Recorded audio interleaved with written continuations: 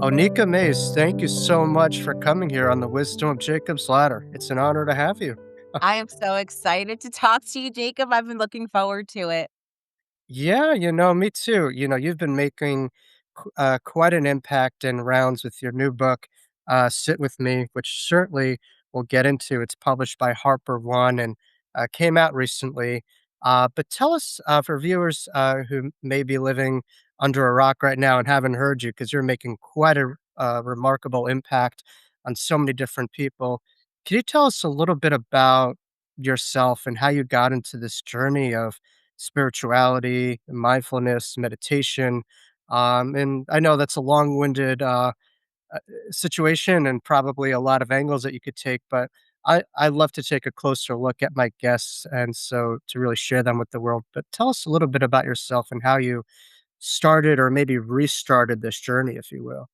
Oh, I love what you said, restarted this journey, because I think as a child, I was Right? always curious about my place in the world, who I was, Hmm. and my role in it. And so that was always something that I was curious about. I used to even have like dreams and experiences just even with my ancestors, but that I wasn't raised in a household that was religious or spiritual. Mm. I sort of pushed those things down for a very long time. And in the 90s, I'm 55 now, just turned 55. And I want to say in the 90s, when I was in my 20s, I was introduced to yoga by a coworker, a colleague. I was working in bookstores at the time. Hmm. And I tried it. I'm dating myself, but I used a VHS tape. I know what that is, I'm a 1990 kid, Yeah, yeah, well aware, So but for some viewers out there listening may have no idea what this is, much like they take pictures of phone booths now, it's interesting. exactly. Yeah. So I popped in a tape and did a yoga class with a teacher named Rodney Yee. And it really shifted my life, but I don't think I was ready for a change, but I knew I was shifted. And then fast forward to about 2007, I was starting to have these feelings that I wasn't sure I was really happy with my life. And I was very focused on achieving things and being Mm. the best that I could be at work. And I was sort of filling myself with a lot of external things, but I felt like I was a little adrift. And then someone who I was in love with died overseas very unexpectedly, and it completely rattled me, completely, I think, untethered me from the world. And I found myself going back to the yoga mat. And I remembered I was in a class in New York City. I was in a hot yoga class. And a Mm. hot yoga class in New York City is like nothing else because it's like 60 people, mat to mat. And the room was like 104 degrees. And I remember the teacher said, you can change or you can be comfortable, but you can't do both things at the same time. And I knew at that moment I was going to change my life. And so I kept practicing and then did a yoga teacher training. And I like met myself again and was like, oh, this is what it's like to feel embodied. This is what it's like to embrace all of yourself. And I went on this path and I started to study meditation and mindfulness and loving kindness and recognized that this was how I wanted to show up in the world. So I started teaching yoga and started teaching meditation and realized that there was more than sort of just wanting things and wanting to achieve, but what I was really looking for was to connect with myself and the world around me. Wow, it's interesting. It almost seems like this midlife crisis that you had in the '90s where you were living all the boxes society told you would bring you happiness, such as career advancements and achievements and climbing the corporate ladder, if you will. And then you just found like, you know what, that prescription is just not working for me. And then you decided to just tune into something else. I mean, Carl Jung refers to this as the morning of life, where it's about, the ego, the accomplishments, all that stuff, and the afternoon of life, which is about that state of being, that state of presence. It seems like that brought you a lot of joy. You mentioned something that you were having, like, I guess, you know, obviously there's, some grief going on, but there's also some pain going on. What's the correlationship of maybe pain and a spiritual awakening or a change? Is pain a sign from us that, it's time? to perhaps change? Like, what's your understanding of pain going through all that you went through during that era, during that transformation? Oh, I love this. What I think happened when I was grieving, and then also the pain that I mentioned before, the suffering. Mhm, When Mike, who, I talk about in the book, when Mike died, I think I hit a spiritual bottom. I mhm, felt like I don't wanna be like this anymore, right? Like, and I had had some trauma that happened in my life, and I had done therapy, which I think addressed some of the issues that, or sort of the mhm, harm that had happened. But there was a general sense of suffering that I don't wanna feel the way that I feel anymore, that everything just seemed really heavy, and also recognizing that other people were in pain and suffering, and I was connecting with that really deeply, mhm, and I didn't want it to continue. There was just this place where I felt like I was at a wall, that there was also an inner knowing that it doesn't have to be like this, right? There's physical pain that happens to mhm, us, or like a good pain that happens when we do a physical mhm, workout, but this was a pain that was existential, and that was very deep, and in some places felt very old, like it was something that was, mhm, even not mine, maybe even ancestral, and recognizing that this was my time to do something about it. And the first step to that was practicing yoga and understanding that yoga is the Sanskrit word for yug, or to yoke. And I got in touch with the oneness. But then that led me to another step and another mhm, step. Right? That, I think about Joseph Campbell's The Hero's Journey, where you have a moment when you wake up to yourself. And I think that pain that I was in was a waking up. Like, there's something happening, and I was called to follow it. And nothing was going to stop me from following this call. And I didn't even know what the path looked like. I just knew I needed to get moving. And the first way to get moving was to take that step into a yoga class and to start to study yoga. And I just realized that I could trust what was happening, because after practicing asana, Jacob, I love this conversation because I don't even think I've articulated this like this before. But by stepping into yoga and practicing asana, I took a breath, and it wasn't just a breath, it was like a deep breath into mm. everything that I'd been experiencing, and then that led me to something else, and then that led me to something else. Yeah, well, I've heard some meditators discuss the behind kind of thing where you're getting, behind the thought, behind the emotion, beyond the body, beyond our understanding of the pain, and we're able to see it in a new vantage point. Is there, perhaps, from your experience, maybe like a certain limited bandwidth that we as humans have when we come from the mind and we come from the psyche as it relates to pain that you experienced, and then through yoga and meditation, you were able to look at this in a different way, you would say, from a soul level, this pain? Yeah, yeah, absolutely. When I would practice asana, I think there were a couple of different ways that I went into it, but Mhm, I keep coming back to the physical practice of yoga, because I think a lot of people only think of yoga as being physical poses that you do, but the mhm, practice itself, like, yoga isn't something I do, it's like how I live. But when I was practicing physical asana, and I would run up against something if I were in a pose, it could be because it was a physically challenging pose, so maybe it felt uncomfortable, and I would find, like, a place where I would get to what we call sometimes the edge, mhm, and realizing, like, okay, if I breathe and understand that I'm in this physical shape, and I can soften into that, so I was able to recognize I can move with the pain. It wasn't even like I was trying to eliminate it, but recognizing that this was a place where I could grow, so I could do that. There would be times I would bump up into mental pain in a mhm, pose, about my own ego, like thinking I had to do this a certain way. I had to be a particular way in this pose. So I would bump into that, and I would soften. So yoga was a way for me to have a new relationship with pain, recognizing that I didn't have to be my pain sometimes, right? mhm, So I could be something beyond my pain, or that pain could be a teacher in some ways and showing me something. mhm, Um, So there was that, and then I think when I, started to sit and do a sitting practice, that was a whole different kind of pain. Wow. Yeah, yeah.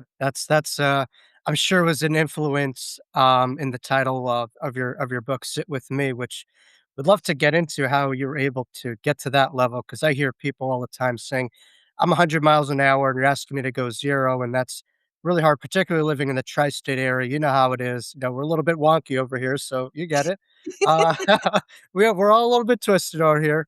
But, you were mentioning something really cool where I mean, some people, they'll just punch into a yoga class, punch out of it, and they just kinda see it on the surface level, right? They're just going in and going out. It seems like you've been able to take it deeper where you're able to see it as almost a metaphor, or rather something that you're able to relate with you after you leave the room, that it's not just stretches, but rather it's here to teach you, like, you carry that mentality outside of the room, and your world is like your yoga mat. Yeah, is that kind of what you Yes. experience? Yeah, Yeah. absolutely. I couldn't have said it better myself. My yoga mat or and I'm putting this in air quotes, my Mhm, meditation cushion, because I don't necessarily sit on a cushion. I sit anywhere, sometimes even lay down. But my yoga practice and my meditation practices are definitely a microcosm of what's mhm, going on in my life. So when I'm practicing yoga and if I find myself start to judge because mhm, me and judgment have like a really love-hate mhm, relationship, like she's probably my oldest girlfriend. mhm, Um, I notice if judging comes up when I'm practicing or if anger comes up when I'm practicing, like it's a sign for me to say, "What's going on here?"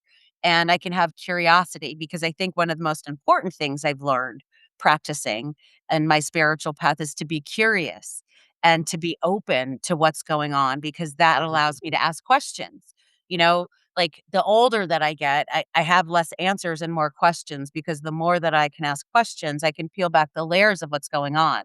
So my practices are places where I get to do that safely, right? It's a safe way to practice my spiritual practice and say, like, this is what's going on in your life. So when I'm living and Mhm. these things arise, I've been practicing, right? Like this is all about practice for life. I don't just do yoga to do yoga. I do yoga because I live my life and my life is, I live my life as yoga. Yeah, yeah. I'm just curious to hear your thoughts because as a mental health therapist, when people ask for me to really explain what mental well-being is or mental health is, I almost go back to a little bit of, and obviously there's pushback with it, but it's somewhat Darwinian where it's really about adaptability to change or flexibility that leads to continuity. From, practicing yoga on and off the mat, like what does, flexibility mean to you and how could one benefit from it physically, Mhm, psychologically, spiritually? And how has that kind of changed you? Because it seemed like you've been very adaptable and flexible since, there's been an influence to practicing yoga and how that's really influenced your, orientation. mhm. Uh, I think mindfulness and yoga have let me be more adaptable. And I think I'm talking about mental adaptability. mhm, And also, yeah, yoga has made me flexible, but it's made me flexible in my life. And, mindfulness is defined as paying attention to like the present moment, non judgmentally. And I think what that means is that we aren't trying to fix or change what's happening around us mhm, and we're responding to our environment rather than trying to shoehorn it into some version of something that we want to make ourselves feel comfortable. And what I learned from my practices is that life can be uncomfortable and discomfort arises, mhm, right? From my own things that I do to myself that bring up discomfort or the world around me where discomfort will come into my life. And by being mindful, I have this ability to pause and these practices have given me a moment to stop and say, mhm, "Okay, hold on. You're feeling uncomfortable, so let's investigate that." mhm, And practice this enough over and over again, it can become something that becomes second nature. So you learn how to move through the world differently, and you're not trying to say like, "I don't want this way, so I'm going to reject it," but instead say, "This is what's going on. How can I respond to this?" rather than me being in this adversarial relationship with something. Yeah. It's very, Viktor Frankl based, right? That Yeah, space between, stimuli and response, man's search, I Yeah, logos yeah, theory. advanced search for Love it. meaning and all of that, absolutely. And mindfulness gives us this place with the pause, and you'll hear, like, a lot of meditators talk about the pause, right? The space Mhm, between even breathing in and breathing out, that in between.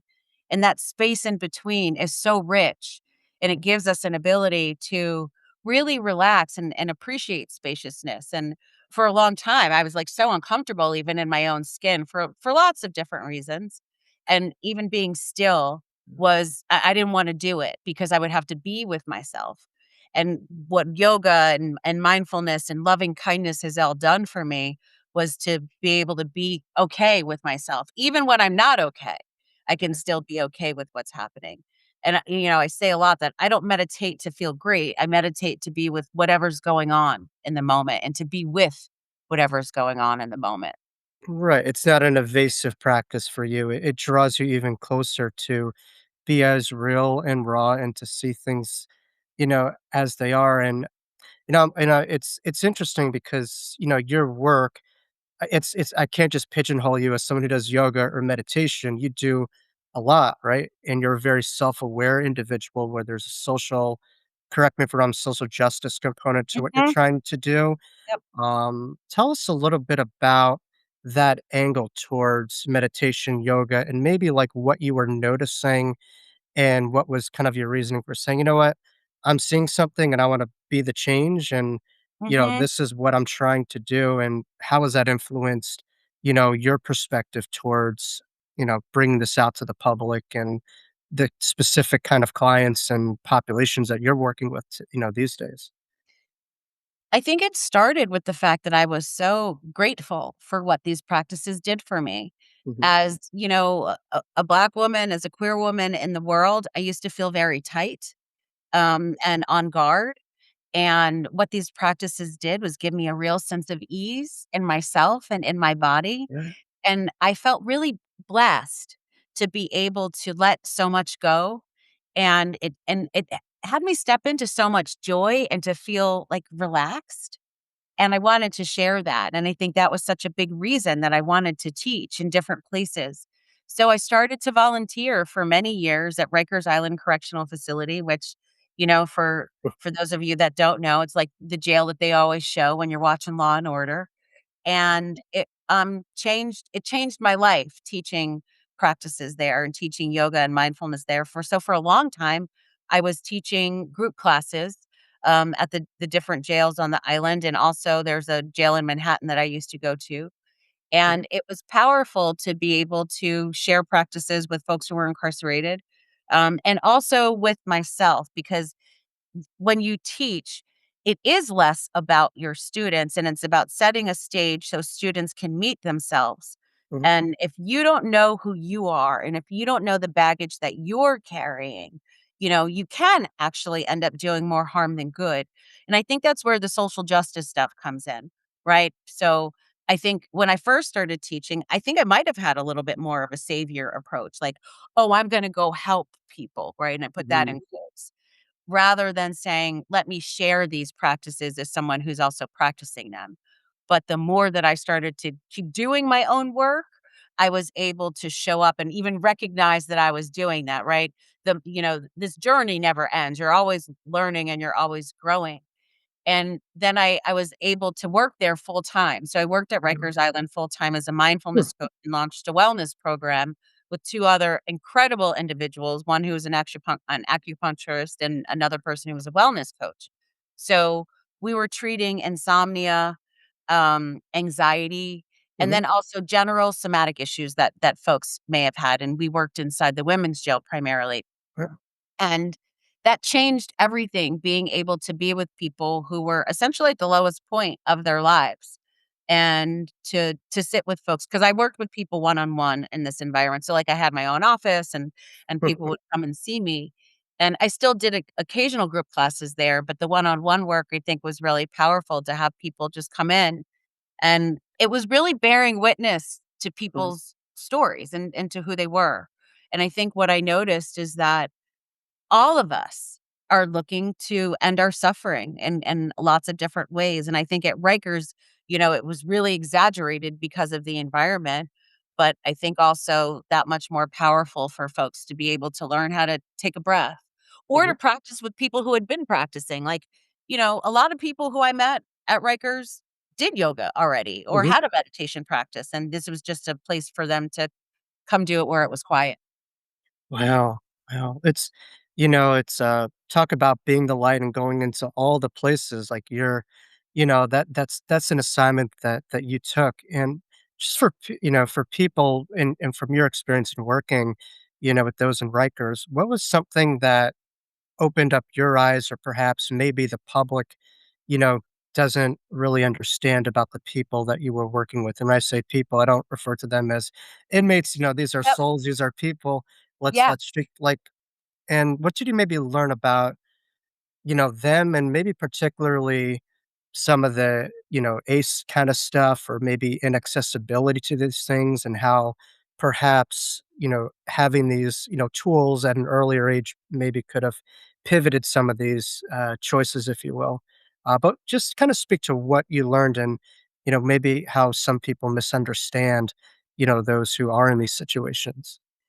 I think the biggest thing was that I had to get in touch with my own judgment and that let me start here.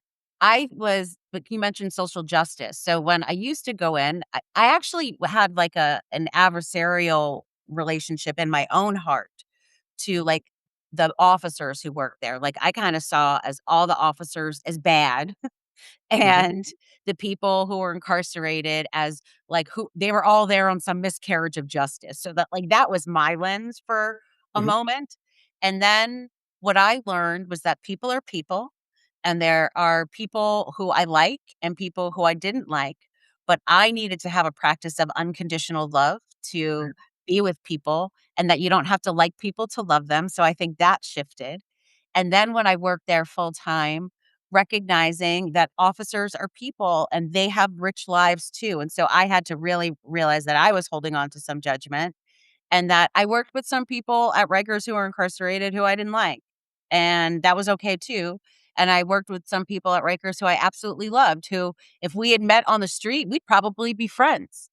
And I think, those are we have these idea of people in jail are like this, Hmm. and they aren't me because they're there. When the truth is that some people are there who are there because of some miscarriage of justice, because their communities are over policed. Hmm. And there's some people are there because they've lost their way. And that it's much like the world out here, except it's just really harsh because when you're walking inside a jail, it is very oppressive and it's all about punishment. It's not about rehabilitation. And I Hmm. think that's really important to recognize that there's so much harm that happens and that jail itself is a traumatic experience. And we end up hurting people, not just people who are incarcerated, but people who work there because the conditions are so poor. And that what we need to be talking about is having conversations around what does it mean to heal? And when do healing interventions need to be introduced to people, Hmm. need to be introduced to certain communities, right? Because some communities have, access to healing at a much earlier age from a community standpoint than some folks who don't. Hmm. And so I felt like I was often somebody who just needed to bear witness to this so I could even just talk about it when I wasn't there. So it Hmm. was shining a light on what was going on because I think as long as some of us are caged, we're all caged even if we don't know it. And we need to think about what can we do as a society to take care of each other better. So people who have lost their way or people who are hurting or people who don't have access, we can think about giving people access and we can have conversations about equity early on. And I'm talking about in schools, I'm talking about in hospitals. I'm not even talking about jail. I think jails are a symptom of our society and actually not the problem.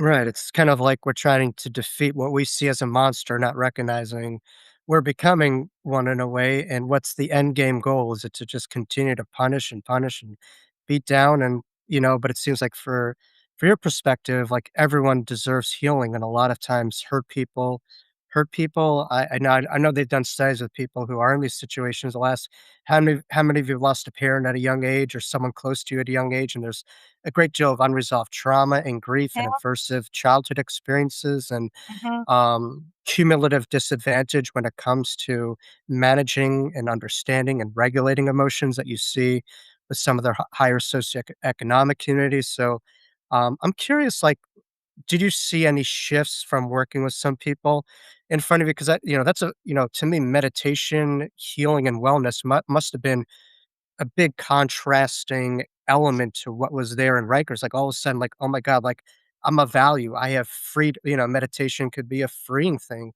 Like, mhm. did you notice like any shifts, in front of you from this experience? Absolutely, there are people who were so grateful for the ability to come in and learn meditation and practice meditation. Mhm, People who started practicing, like, back in their housing areas and together. People who started doing yoga together in their dorms. And that I think that's what it was about, right?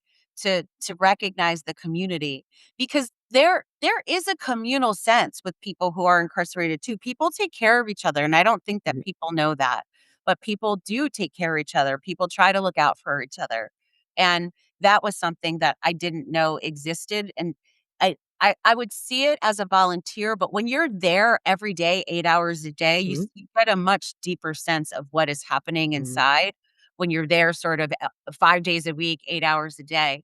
So, yes, I would definitely see some shifts that would happen with people. I would People also were able to use their voice, like, there was a time when someone didn't like something, people would say, like, "I don't really like meditation." And even being able to say, "I don't like this," in an environment when you are told what to do, told when to eat, told when to mhm, shower, all of these different kinds of things. So to be able to say no to something, and I would say, "Okay, well, let's try yoga. Let's try something else that might be a way in."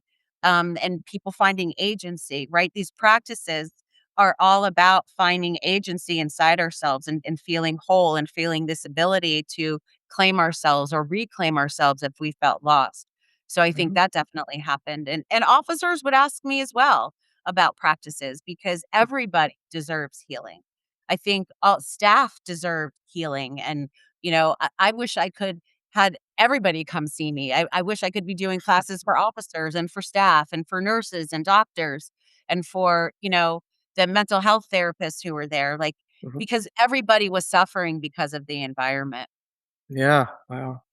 Your work almost reminds me of if you're familiar with Plato's allegory, The Cave, where you had like the Mhm, prisoners, and the shadows behind them. And once they broke through all these images, they're able to see this beautiful world. And, it seems like you're able to do that at Rikers, where they had all these images and this reality in front of them. And they were told like they were these horrible human beings. And all of a sudden they started to explore, maybe I'm not that. If I'm not that, then who am I? And they're able mhm. to explore a you beyond the you. They were able to go behind the behind, if you will.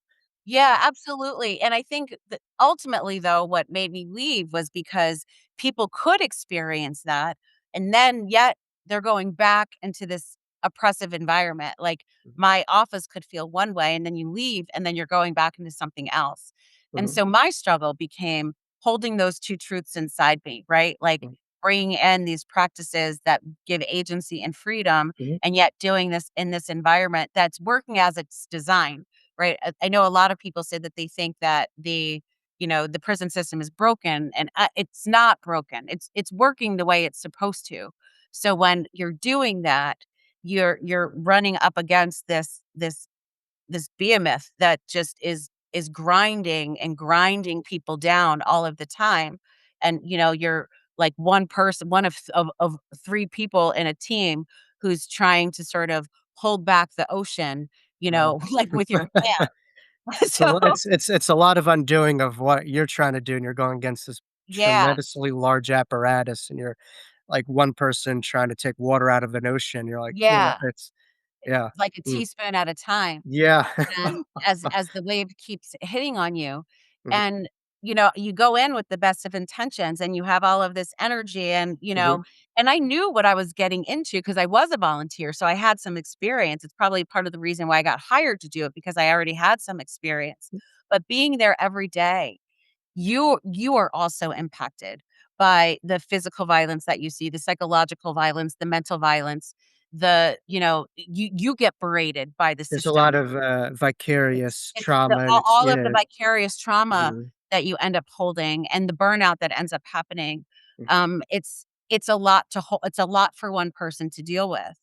And so I found myself being sort of worn down to a nub and getting a lot of compassion fatigue, which I talk about in the book. And then in addition to that, my own moral quandary about am I doing more harm than good started to become this refrain that I couldn't shake. It was something that I dealt with being an abolitionist and going in. I was like, I know I'm an abolitionist and yet I'm doing this work. But what started to happen was, am I doing more harm than good? Because the program starts to take off and is doing well, and then people start to say, like, well, how bad can Rikers be if there's like this meditation teacher who's like teaching yoga? mhm, And so like this macro view I started to sort of sit with, like, I don't know if this is helping, if this keeps the system going when I'm somebody who wants to see the system burnt down and we start to reimagine a new way to do things. I see. And that on top of the fatigue was too much for my soul. And I'm an empath and, Mhm. it That's a was tough yeah. it was impossible, and then I realized that I was hurting myself, and I can't be hurting myself and showing up and doing this work because then that's gonna end up causing harm. Yeah. It seems like intuition led you there to a certain point, and intuition told you when it was time, to move on, and you were meant to be there, for various different reasons. But, rather than staying there, and just trying to tough it out, you said, you know what, this doesn't align with my value system. This is doing damage to me. I'm a part of, this healing. And if I'm, not at my best or not feeling great and not getting joy by this, then who could I help if my cup, is not full. So it's it's nice to see that you're able throughout your lifespan to listen to that voice, and it's always led to good, results, it seems. It's led you to good Yeah. situations. Um, but for people listening, I mean, you've had this through your firsthand experience. A lot of people really want to have discernment. They want to follow their intuition. They want to do what they know is best with them, but they have a hard time understanding their voice of maybe their head or their heart or the difference Mhm. between the 2. What have you learned through your meditation and personal experiences that speaks to the voice of intuition versus it speaks of the voice of maybe our own fear, our own mind, our own psyche, if you will? Rumination is my key that it's not my intuition. When I have a thought that starts to repeat, a thought that feels harmful, that's repeating itself over and over and over again Mhm, like a mhm, groove, that's yeah, when I know it's not my intuition. When I have a feeling that gives me a sense of spaciousness and openness and my shoulders drop, that's like mhm, my shoulders are a place where I keep tension. So when I feel that exhale that happens, I know I'm from a place of intuition and a place that is going to keep me on a path that is um rooted in non-harming. I like to define things as harmful and non-harmful rather than good or bad because good and bad for me is rooted in judgment. mhm. And so when I'm working from a place of a thought that's going over and over and over again, and I can't let it go, and the thought of it makes my stomach tight or makes me feel, my chest gets constricted. That's not my intuition. My I see. intuition is a yes. It's an exhale. It's an immediate relief. And you said something interesting that my intuition allowed me to leave because I remember the moment that I gave notice, and Mhm, I had that same feeling from the first day when I walked in, mm, and it So from was completion, you begin it that was same yes. energy, yeah. It was Mm, like, yes, and even now I can feel it in my body that, like, absolute, yes, you made the right decision. It was a confirmation, and I felt so glad because I was feeling shame for saying, "I mhm, can't handle this." I was feeling guilt saying, "Why can't I handle this? I should be able to tough this mhm, out. If people can be here locked up, why can't I keep coming?"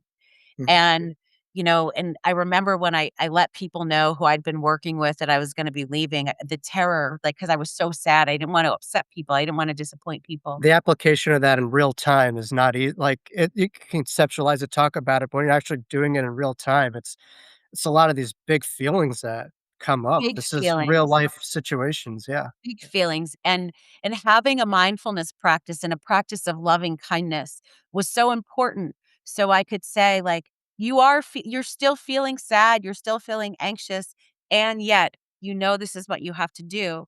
There wasn't one person that I worked with. Yes, people were sad and people cried and, there's a lot of emotion, but everybody said, "Good for you.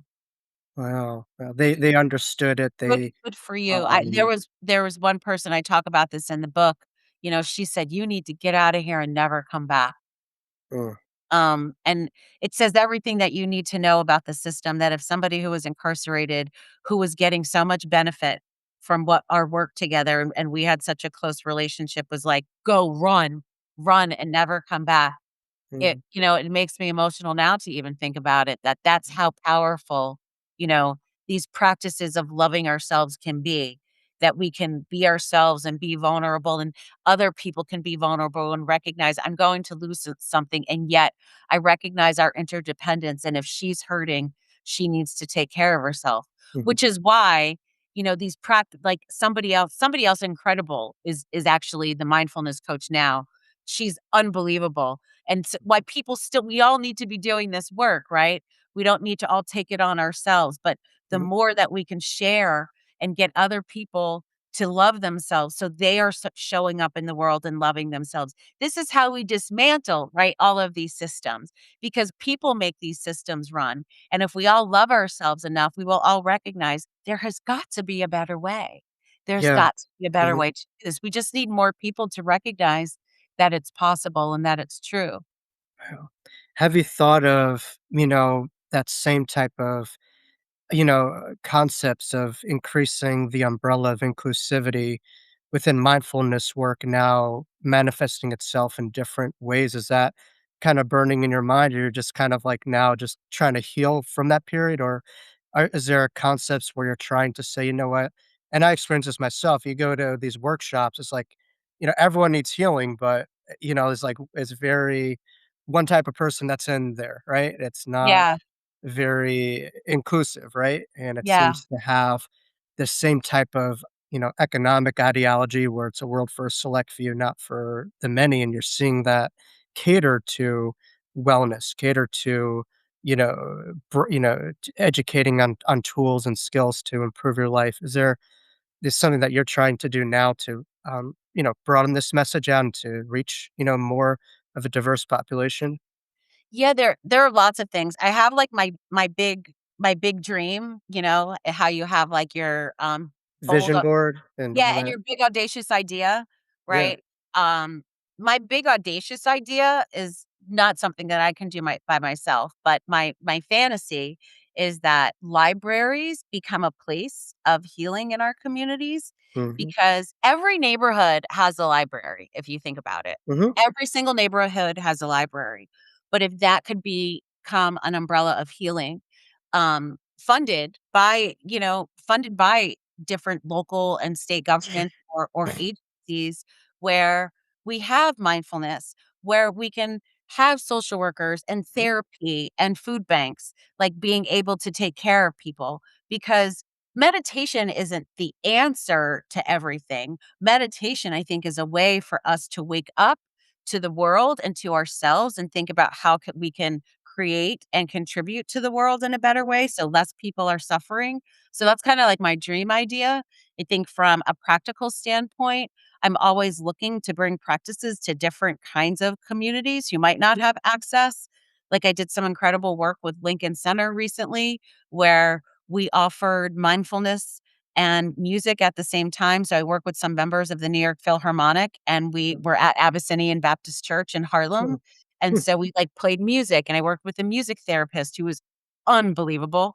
And so we would do, like, a music piece and talk about mindfulness, and talk about how you can incorporate that into your lives, and, or volunteering my time at a yoga teacher training that works with, like, marginalized folks. and offering to do that. And so really trying to put myself in places where there are people who get access to free programming. So it's not something that people have to pay for. So that's a way that I'm trying to do it practically. Um, and then I have like my dream idea. So Yeah. people, big politicians, if you're out there listening, like call me. Let's talk about libraries. Because I I'm seeing, a little bit of a shift, like, in some of the libraries now where they're having at least out here in Long Island, but that's maybe different in the city, we're having a little bit of meditation and tai chi and chair yep, yoga type stuff. yep, But again, it's about broadening the message. Not everyone has access to technology. Some people they yep, need, and some people may feel like they stand out, like they feel a little bit, you mhm, know, they don't fit in. So I think if you're able to diversify this stuff, because I feel there's enough slices of the pie of wellness and meditation and that should be go around for everyone, not just for some people. We all not could some use it, people. you know. Yeah. So yeah. Yeah, and even people understand. And I think representation matters too, right? I Mm, when I first went to Rikers, the women were so shocked to see a black yoga teacher because they didn't mhm. associate, a black person teaching Right. yoga. So Yeah. even Yeah. that. So even just me going to places and showing up as myself and really Mhm. letting people know that you can just start a practice where you are. You don't need a fancy mat, you don't need fancy clothes, you don't have to Right. go to a special place to learn how to sit. There are places all over and all kinds of people who are doing meditation and doesn't necessarily interfere with your faith or your practices. Because I had people who used to talk to me about that. So I like to even dispel that. There's an organization that I work with people who are impacted by violent crime and Mhm. talking to them about meditation and loving kindness and mindfulness and letting them know, like, no, this isn't going to interfere with your Christianity. And, like finding ways to love yourself is really important, and that meditation is important, and here's how it Mhm. can make you feel whole. Wow. Yeah, I mean, this life is very much a participation sport, and it's not for people to be in the stands, and it's beautiful that, people are able to see themselves in you and saying, "Oh my god, my brain's kinda broken now. I could do this, like, someone else, who looks like myself can," and that must be a beautiful feeling to have an example, as, more and more people are able to participate in healing and spiritual awareness and growth. It should not be monopolized by a select few. Now, your book, Sit With Me, um, you know, how did that come about? Where did that, kinda start? Were you? Because I can't imagine just sat in front of a computer. Some people do that, but, was it kind of like a download where like, "Yeah, I gotta get all my teachings out and experiences out in a book." Like, what was some of the impetuses behind getting this out there? There are a few things.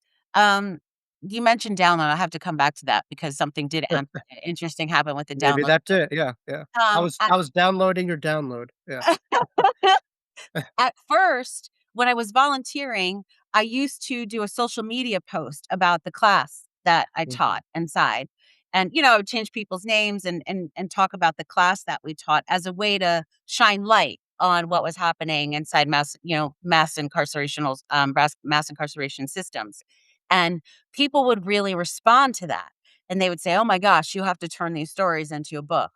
And I would sort of just say, "Yeah, yeah," and put it to the side. But then I also my best friend, who I met while I was working in the book business, had said, you went from being the person that you were working in bookstores to now sort of on this spiritual path. Like, there's a huge story there." And then I decided to, like, put them together, like, the stories of teaching, inside, and then my own journey, and put them together in a book. But when I first shopped the book and I did my proposal, it wasn't, I got rejected, like, 16 times. Yeah, And yeah, I mean, and that happens, right? yeah. Um, It's a but tough industry out there, yeah, it's yeah, tough. It's really tough. And I yep, mean, yep, and yep. I was shopping a book. Been there, done that. Not an Yeah. easy industry. Yeah, with 20 years of book retail behind me and, being on the other side, like, seeing how hard it was. Mhm, But when yep, you mentioned download, I remember the last rejection that I got was from an editor who I was really excited about. I was really hoping that she would like it. And she That's said, that's the worst in the moment where "It's the your worst." mind's thinking, "For sure, I got this," like, no Yeah. question, and then you get the you're like, "Oh, And she said, worst." I wanted to like it because I knew who Oneika was. I wanted to like it, but something was missing. And you shouldn't go around changing your book proposal because someone says something, but there was a flicker, right? My intuition went Mhm, off. And it, I live in I have a roof deck, and I went upstairs on my roof deck and I did a meditation. And a voice came and said, "You're being too complicated. You teach a very accessible style. mhm, You really want to talk about loving kindness, but I didn't talk about it in the first proposal." And so I had this, and I called my agent and I said, "I'm going to redo the proposal." And I said, "Give me 2 weeks. I'm going to give you a new chapter." And I redid the proposal, and she said, "This is your soul on this page." I was making something very complicated because I think I was using that voice, that fear voice in the first proposal. And in the second proposal was all about me, all about love, and coming from the place of loving kindness, which is what I was really passionate about, but I was afraid that people would think it was boring.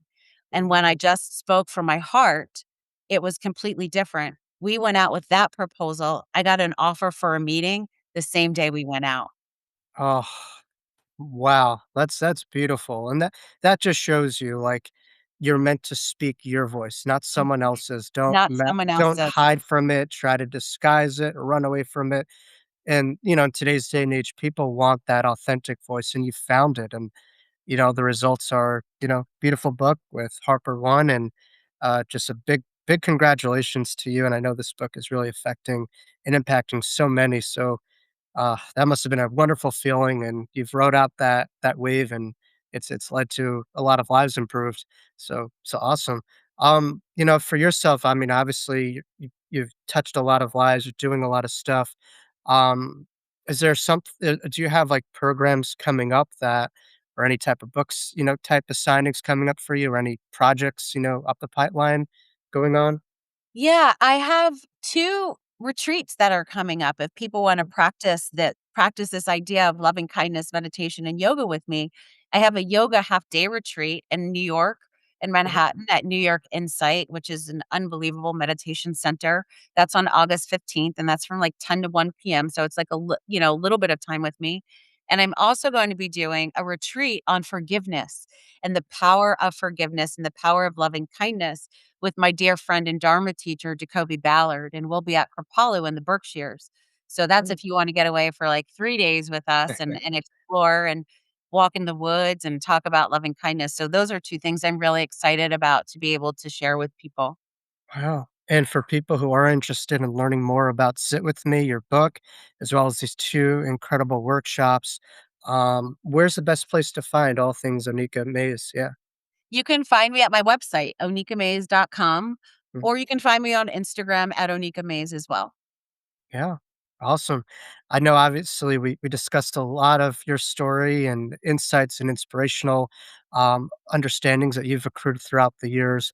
Is there something that you would like to say to viewers out there, anything that like stands out to you from your journey or anything that needs to be spoken during this time before we conclude, or you feel, you know what, mic drop, I'm good, this, but I don't think you need to. You said so many beautiful words here, but just wondering if there's anything else that you feel needs to be, that could be said to others, yeah. I think one thing that's been sitting with me, no pun Yeah. intended.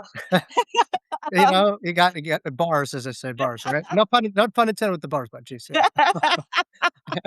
Yeah. I think, the world feels really upside down right now, and I think there's this we're sort of caught up in, like, liking and not liking people, but I don't think you have to like people to love them, and I think that's something important to remember as we sort of move through everything that's going on. So I think I'd like people to remember that, and that even starts with ourselves. We can have parts of ourselves that we don't like, but that doesn't mean that we don't shouldn't be loving ourselves unconditionally, and Mhm. we can be messy and still practice loving kindness with ourselves and each other.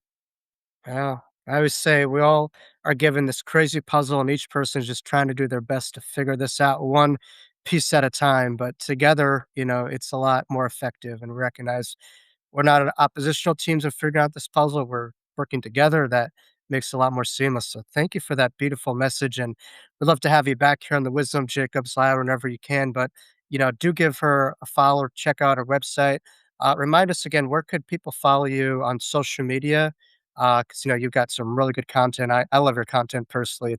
It's a real Oneika. It's raw, and it's brilliant, and it's wise, and it's very Taurus, down to earth as well too, which I appreciate, Taurus to Taurus, but, uh, where could people find you on, social media as well?